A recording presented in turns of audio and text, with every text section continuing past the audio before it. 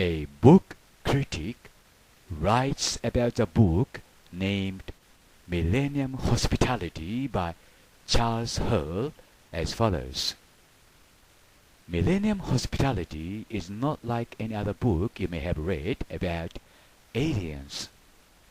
You will find out many new things, such as the answer to the question, where do the children of aliens play? This book is about friendship, romance, terror, and is based on the true life experiences of the author, who claims he is not an alien. Hiroshi Hayashi, Hamama City, Japan.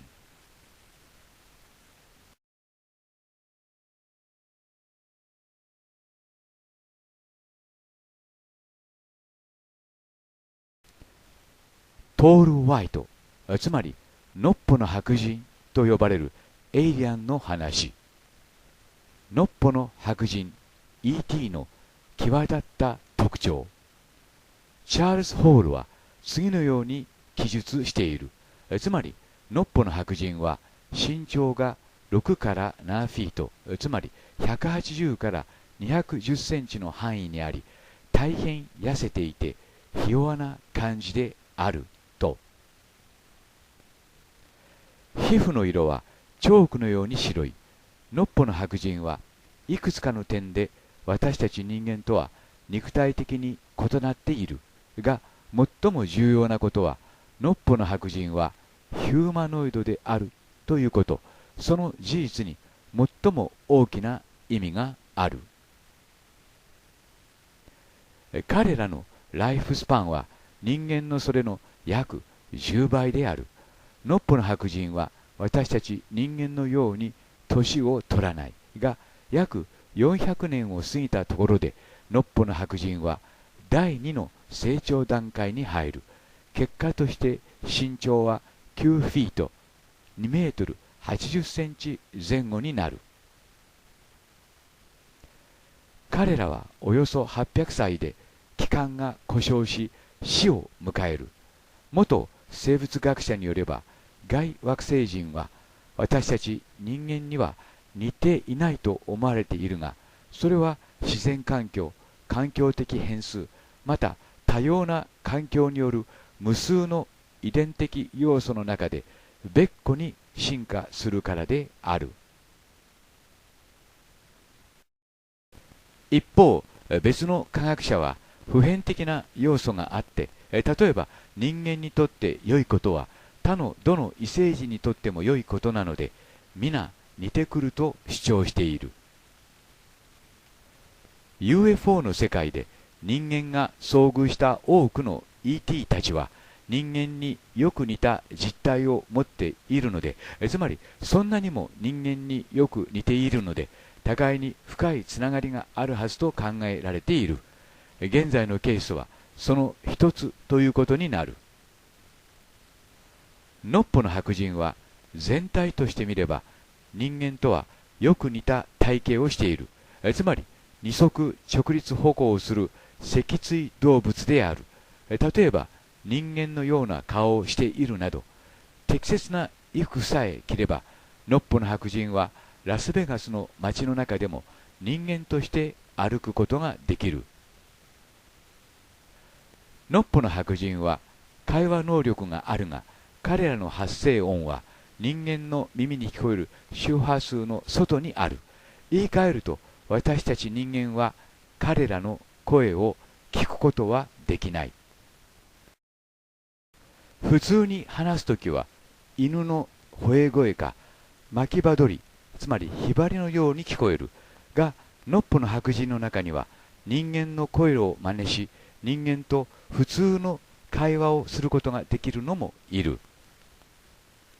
また中には特別な人間の声を真似する者もいて、それがあまりにも上手なので、例えば電話で話したようなとき区別がつかないほどである。ノッポの白人はまた会話装置を持っていて、人間はその声を自分の頭の中で聞くことができる。それは短距離5から6フィート、約2メートルでしか作用しないし、その時人間の方はのっぽの白人に対して側面積、つまり側を向けなければならない。その装置は言語翻訳機としても働く。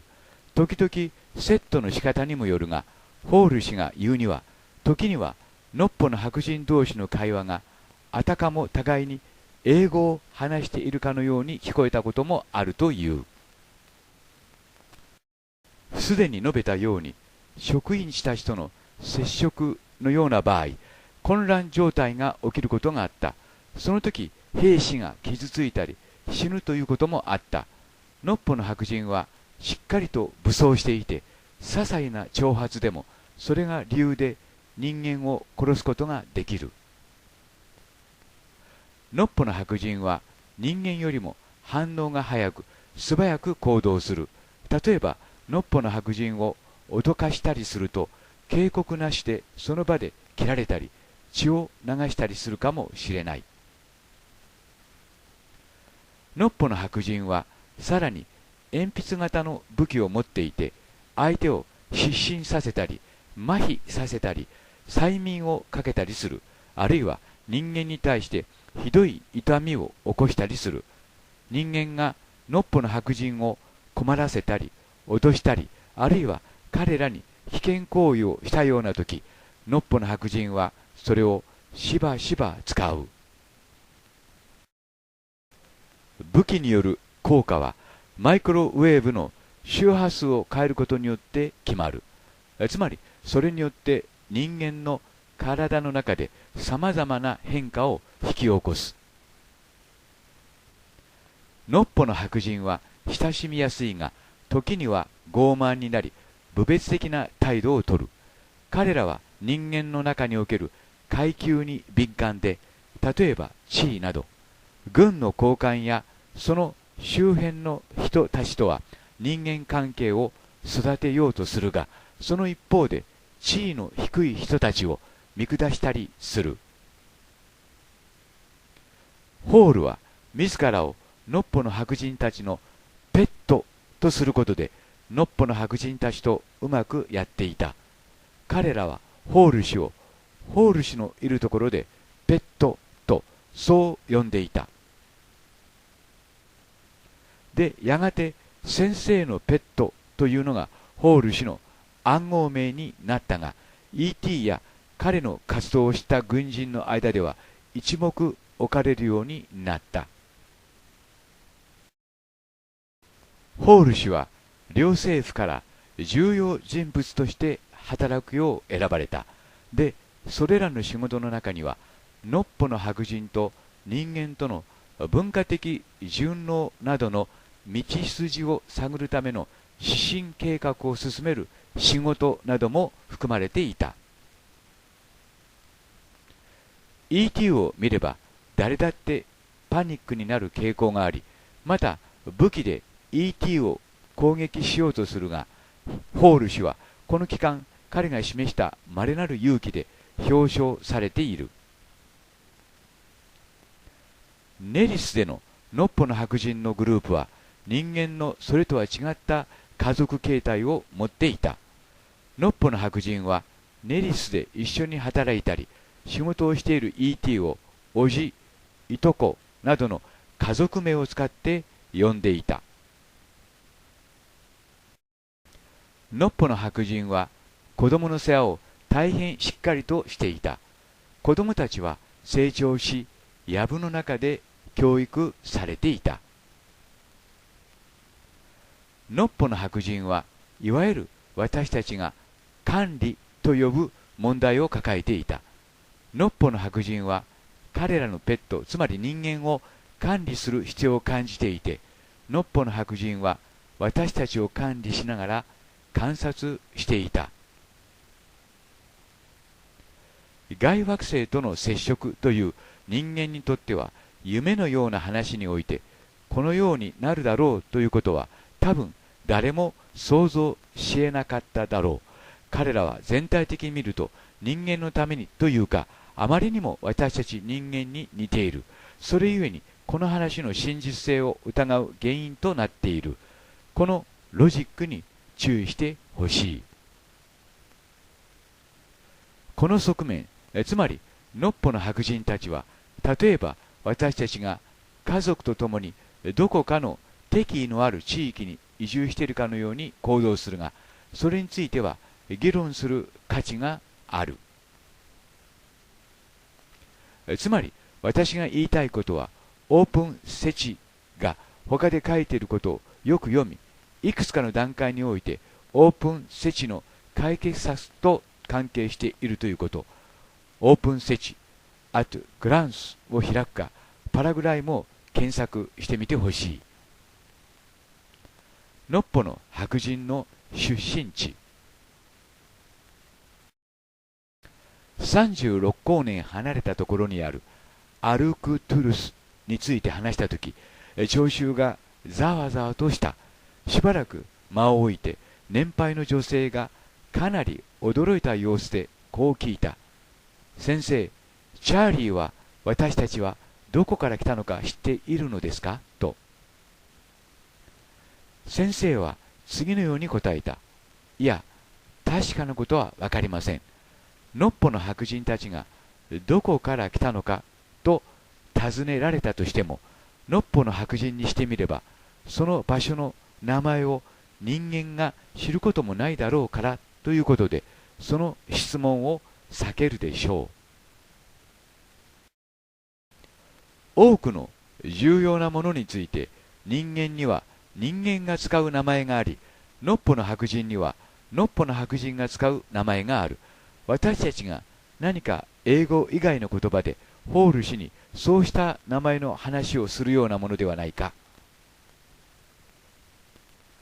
のっぽの白人たちはチャーリーにこうした反応を示したときには、いつものっぽの白人たちは自分たちの間で彼らの吠えるような声でよく笑ったものだ。小さな冗談のようなものだったが、チャーリーはその都度自分を自制し、抗議したりはしなかった。事実、のっぽの白人たちはこうした問題を微妙な問題と呼び、そのように扱っていた。しかしホール氏はそれまでに培ったテレパシーのような感覚で、アルクトゥルスもしくはその近くのどこかは彼らにとっては極めて重要なところであることを感知することができた。彼らの究極的な故郷はどこか別のところにあるかもしれない。最近連絡を取ったところ、ホール氏は次のように述べている。のっぽの白人たちがどこを故郷と呼んでいるかについて、それがどこか私は今まで考えることができなかったが、私の推測によれば、それは地球からおよそ105光年離れた星ではないかと思っている。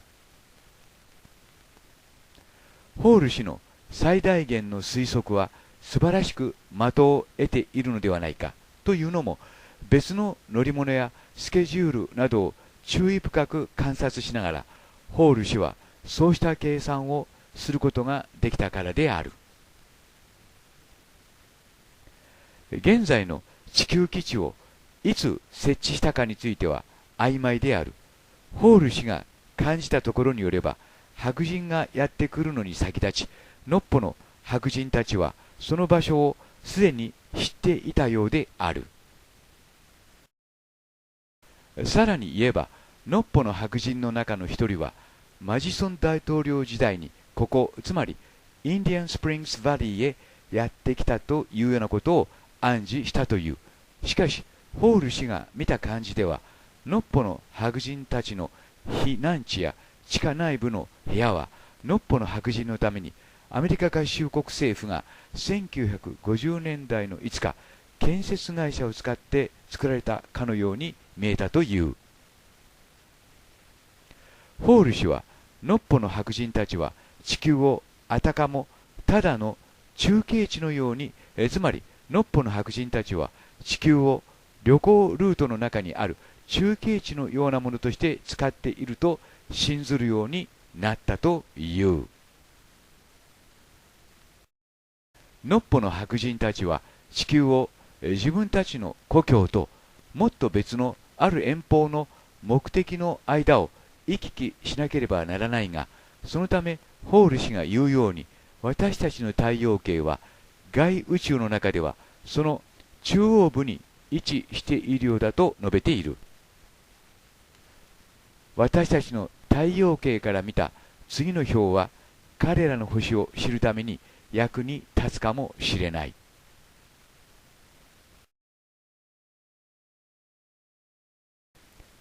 テクノロジー。のっぽの白人たちは明らかに高度なテクノロジーを持っている。ホール氏はのっぽの白人たちの外宇宙航行用の宇宙船、地球近辺および太陽系の近距離用スカウト船、また彼らがいつも携帯している武器、さらには空中浮揚装置や防御用フォースフィールド装置のある特別服については簡単に触れながらも、のっぽの白人たちのテクノロジーについては内容を限定している。彼らの2種類の宇宙船については、私たちの団体、つまりミレニアム・ホスピタリティを通して配布されている。これらの内容はホール氏との連絡の中で、それらはおおよそ次の表に示されたようなものである。内容。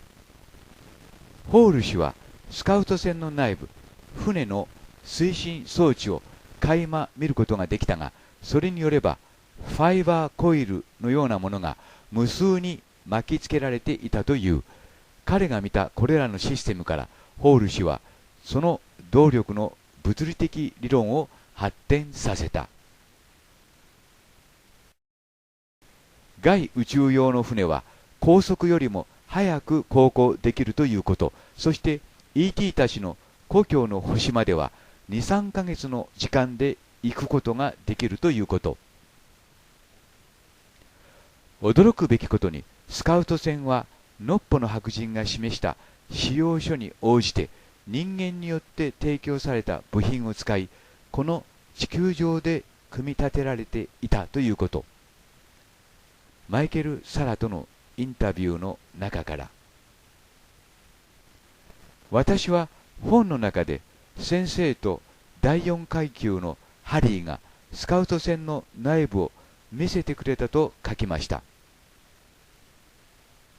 船内のシートや頭部用などの多くの部品は多くのアメリカの会社、例えばボーイングやロッキードのような会社によって据え付けられました。頭部用部品は明らかに取り外しができるもので、エアーストリーム社のような会社からのものでした。またのっぽの白人たちが着ているような衣服については、セアーズ社やモントゴメリ・ワーズ・カタログ社から直接購入していました。が、それでもこれらの船は無重力状態で無質量航行ができ、超高速まで加速することができました。が、のっぽの白人たちが望むほどの信頼性はありませんでした。ホール氏はこれらの船に使われている推進装置の限界を指摘した。つまりオーバーヒートしやすく、そのためファイバーコイルの信頼性を損ないやすかったことなど、以下そのための対処法などが詳しく説明されている。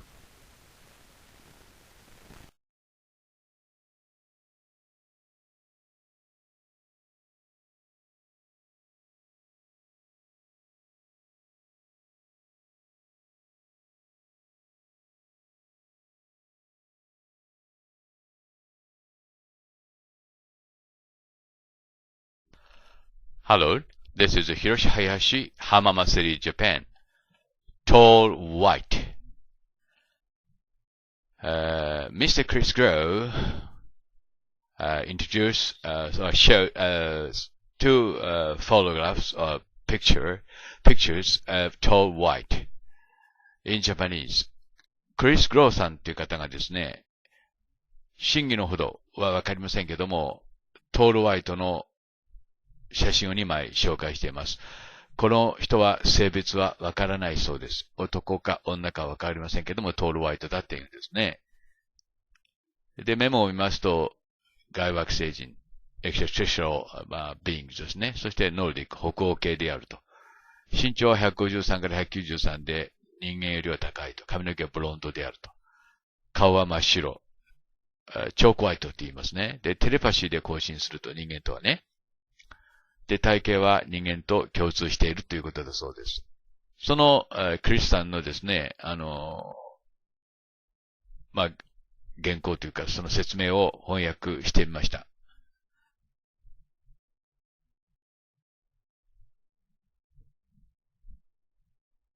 で、現在、トール・ホワイトはアメリカ政府と仕事をしていると。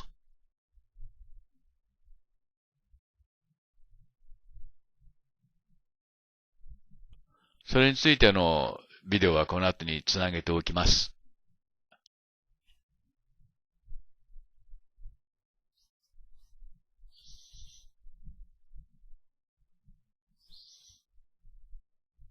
で、もう一枚の写真がこの写真なんですね。どういう風にして、どこで撮ったかわかりません。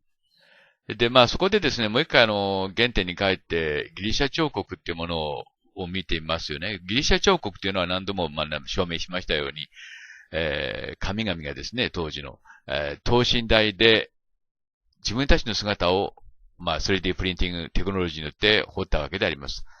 つまり人間が人間を彫ったのではなくて、神々が神々自身を彫って、我々がね、記念撮影するように、写真撮るように撮っていたということなんですよね。出ないというならこれは誰かという問題も出てくるわけです。そこでスウェーデン、いわゆるノーディック、北欧系のスウェーデン人という言葉が出てきましたので、北欧のスウェーデン人の、女性を、の写真を拾ってみました。これが北欧ノーディックの、私も、ある程度見慣れていますが、北欧系の人だということは納得します。一方、ギリシャ人はどうかって言いますんですけど、ギリシャという国はもういろんな、民族が入れ替わり立ち替わり入ってますからね。しかしこのあたりがギリシャ人かな、トルコ人の一部も入っているだろうし、というようなことで、現在いわゆるその血の交流というか、が盛んに進んでますから、ギリシャ人というのは分からなくなってきているわけです。この女性なんかそうじゃないかと思うんですよね。で、一度比べてみますと、これが北欧系ノーディックの女性ですね。そしてこれがギリシャ系、トルコ系の顔が少し入ってるかなっていう感じです。で、ギリシャ彫刻がどちらに近いかってことなんですけども、先ほど言いましたように、ギリシャ人の顔って、古代ギリシャ人の顔っていうのはわかりませんのでね。しかし、彫刻を見る限り、すでにもうギリシャ彫刻に表現されている顔は、明らかに北欧系の顔ですね。ですからこの、クリスさんが紹介しておられるこのトール・ホワイトの顔が本物かどうかということはわかりません。それは別にして、これがトール・ホワイトかなと。私はイエスとも言うことはできませんし、同時にノーと言うこともできません。トール・ホワイトに関するビデオはこの後つなげておきますから、どうかご覧ください。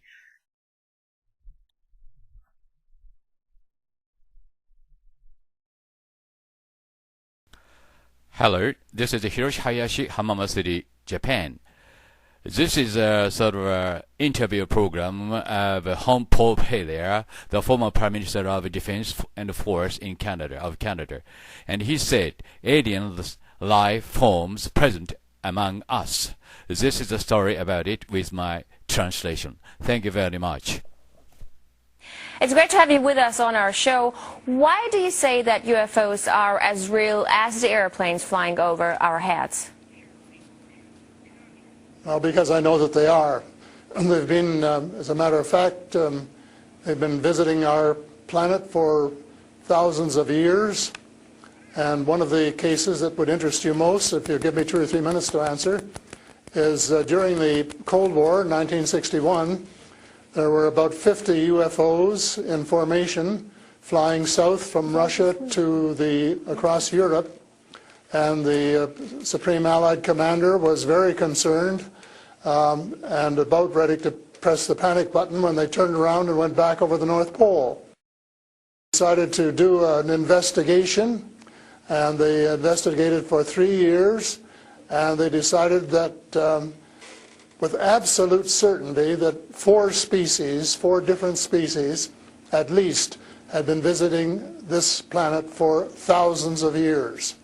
So that's, we have a long history of UFOs, and of course there's been a lot more activity in the last few decades since we invented the atomic bomb, and they're very concerned about that and the fact that we might use it again. And because the whole cosmos is a unity, and it affects not just us but other people in the cosmos, they're very much afraid that we might be stupid enough to start using atomic weapons again, and this would be very bad for us and for them as well.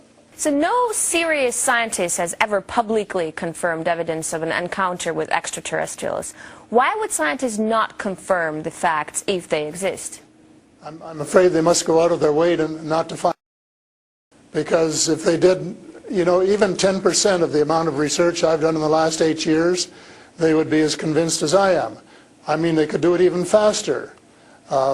Might take them a little longer, a military background, but there are so many wonderful books that tell these stories, and they've been authenticated. The sightings have been authenticated by more than one witness, and also by radar, and they have landed in various places around the world, including Russia.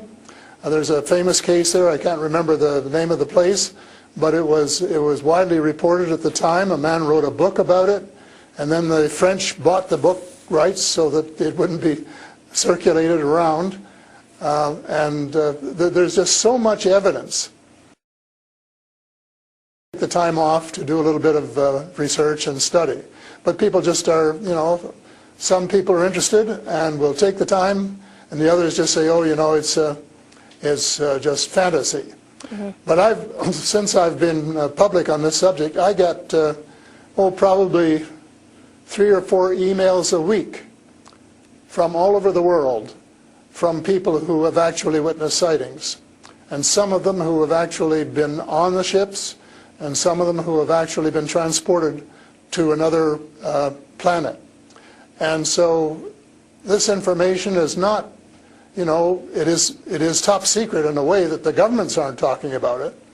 But if you listen to the whistleblowers and the people who have worked in the industry and who know what is going on, there is just a lot of information out there, and it doesn't take very long to get your hands on it.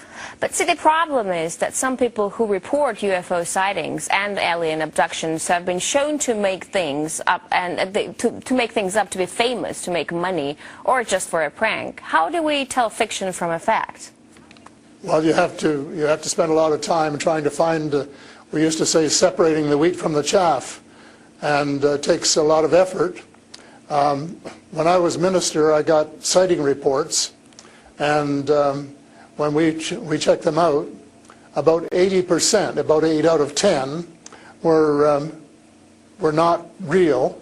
There were sights of Venus or plasma or, you know, a dozen other things, but there were 15 or 20% for which there was no explanation, and they were the genuine unidentified flying objects. These things go way back. One of the conferences I went to was in Las Vegas, was promoted by a chap who had written a book about crashes.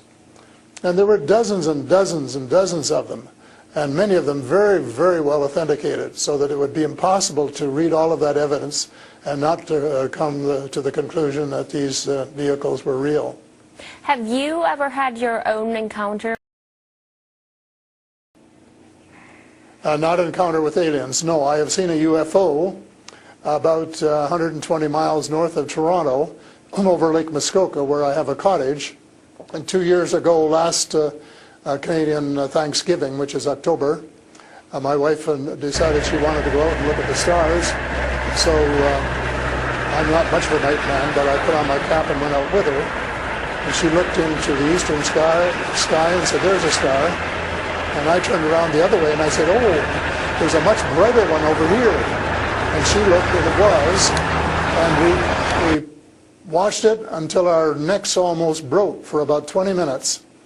And it was definitely a UFO because it could change position in the sky by 3 or 4 degrees in 3 or 4 seconds. And I checked out, there were no satellites that could do that. The space station wasn't going by, and it isn't able to move that fast anyway. And there was nothing, no other explanation except that it was the real thing. And 2 days later, I went down on the dock, got a comfortable chair, and watched it came back almost to the same spot and entertained me for as long as I could take it. And then I went back to the cottage. But it was very interesting because it would drop down in the sky and then it would roar back up, and then it would shift across a few degrees and do a circle and come back at a speed, but just astronomical speeds. As you know, they travel very, very fast. So does it just look like a falling star that falls really quickly and then rises again? What does it look like? Well, it just looked like a star. It just looks like a star. Right. And I don't know if you're a person who has ever read the Bible or not, but I think the Star of Bethlehem, God's flying saucers. Mm-hmm.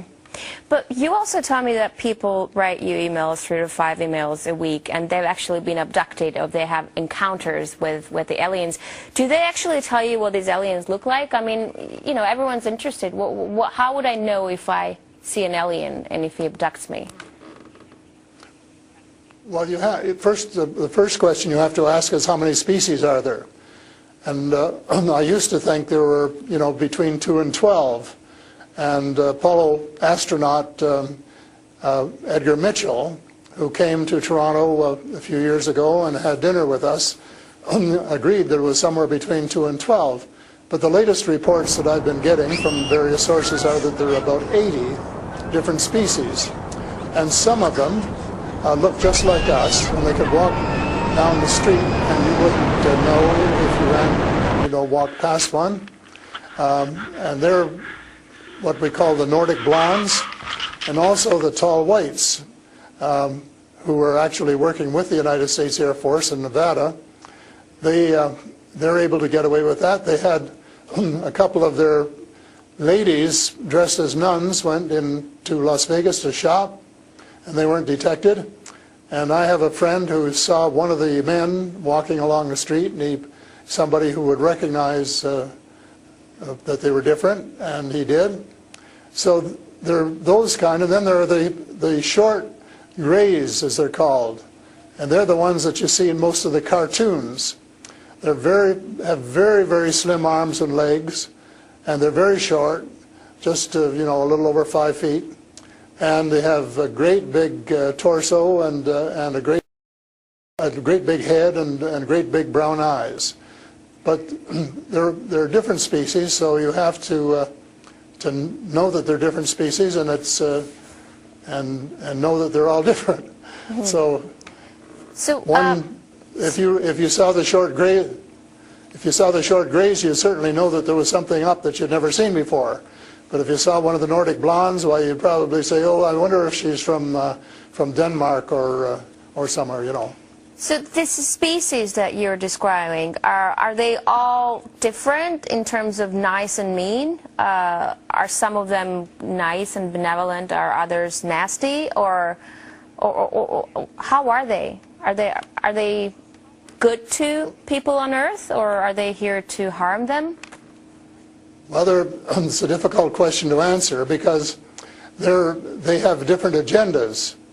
And maybe all of us on Earth should have the same agenda, but you couldn't say maybe that Russia and China and the United States all had the same agenda at every turn, because they don't. And I would say that nearly all are benign, they're benevolent, they want to help us.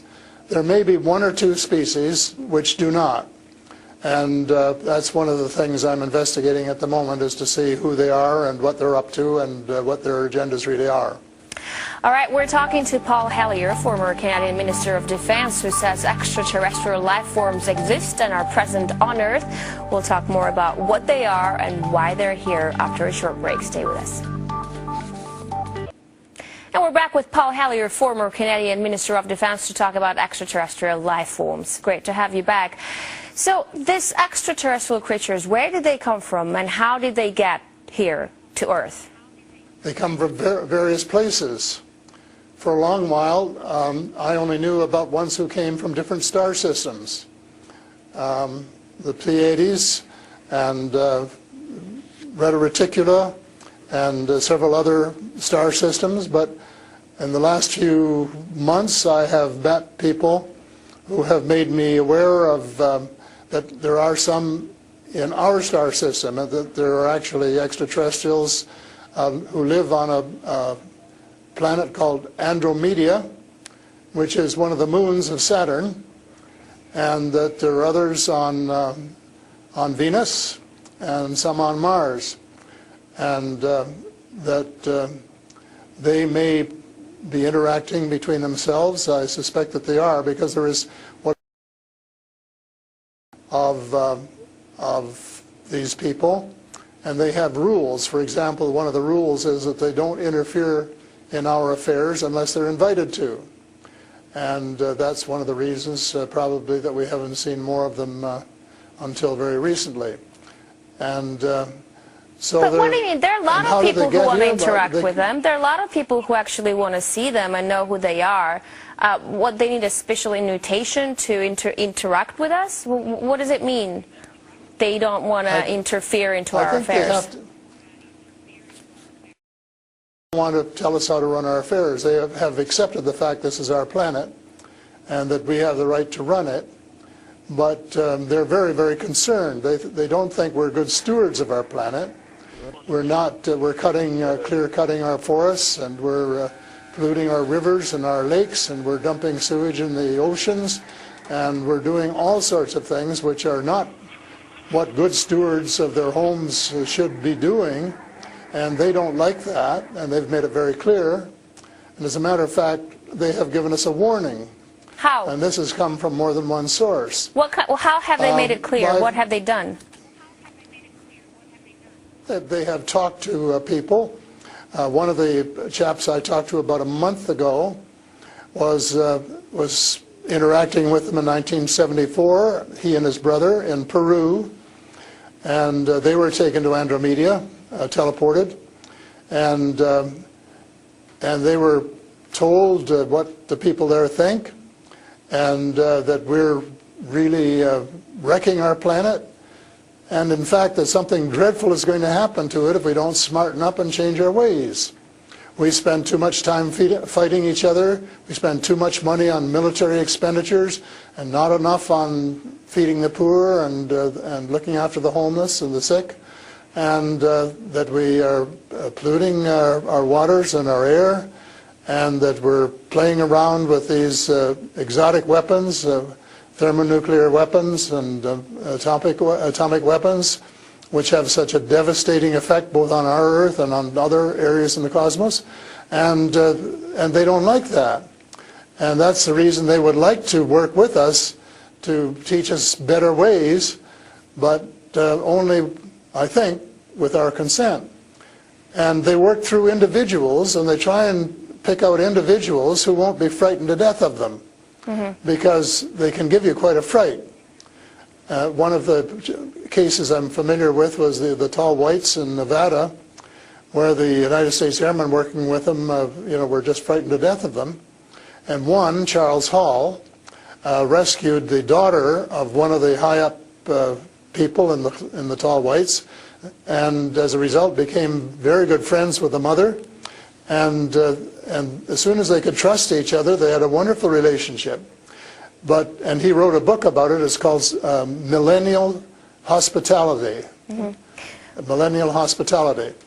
And it tells you how you go through these stages of being scared out of your wits, but then when you establish a trust and a working relationship, why you can have the same relationship, same kind of relationship that you would have with someone here on earth. But here's what I'm thinking. If you're outing their presence, which is clearly not what they want since they're hiding, why aren't they so afraid of, why aren't you afraid of repercussions?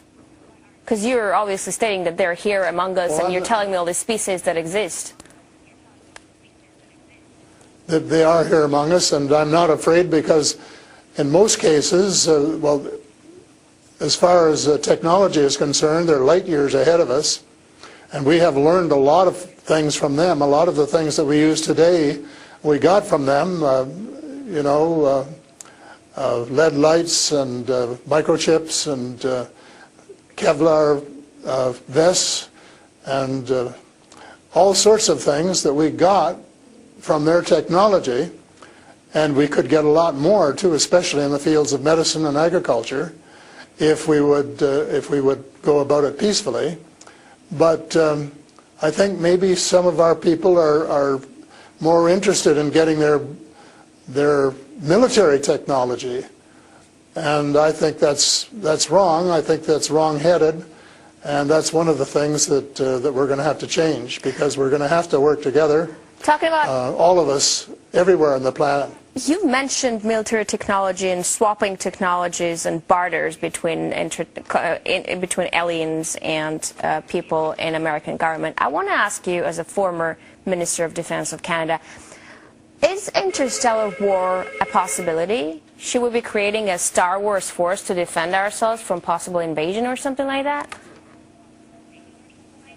Well, I think it's a possibility, but it's a possibility especially if we shoot down every UFO that comes in our airspace without asking who they are or what they want. And right from the beginning, we started scrambling planes and trying to shoot them down, but their technology was superior enough that we weren't able to get away with it. Certainly not for a long while. And during that period of time, they could have taken us over without any trouble if they'd wanted to.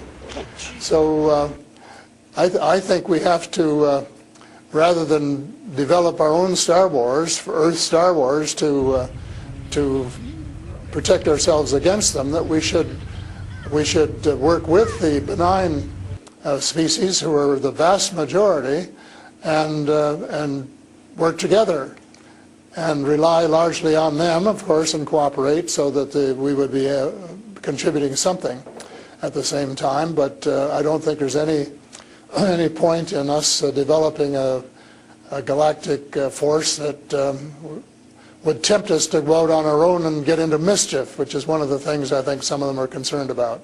But what do you expect to happen if people start to believe in alien existence? Because things are definitely going to change. Our lives aren't going to be the same anymore. Well, I hope that's the case.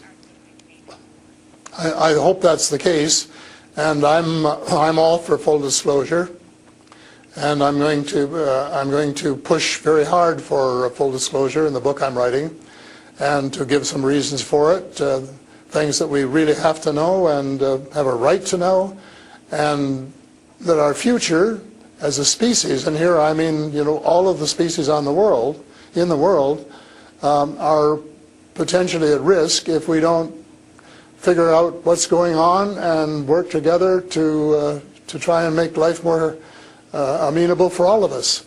But it's and to work with our neighbors from other planets as well. But still, like, I'm thinking to myself, if they've been here for such a long time, as you say, and they're interested in helping humanity, as you say, why is our world such a mess? I mean, if you want to help someone, you just help someone. You don't wait for someone to invite you to help that someone, no? Well, you know, it's something that I think parents can sometimes say to their children, this is what you should do. But that doesn't mean the children are going to do it, does it? Because the cosmos is based on free choice. And we're given the option of making mistakes, of making wrong choices. And I guess what bothers some of us is we've made too many wrong choices and not enough right choices. So we're going to have to start switching our priorities and stop spending so much time and effort and weapons to kill each other or to dominate each other, and spending a lot more time on how to help each other to have a better society and life which is healthier, and where the health care is better, and where the food distribution is better, and where the air is cleaner and the water is cleaner, and all of those things that are waiting to be done if we just get together and row, as we say, rowboat, row in the right direction, the same direction. And it's possible, but it's a tall order, and so far we haven't done it. My thesis will be that we have to do it, and we have to start doing it right away.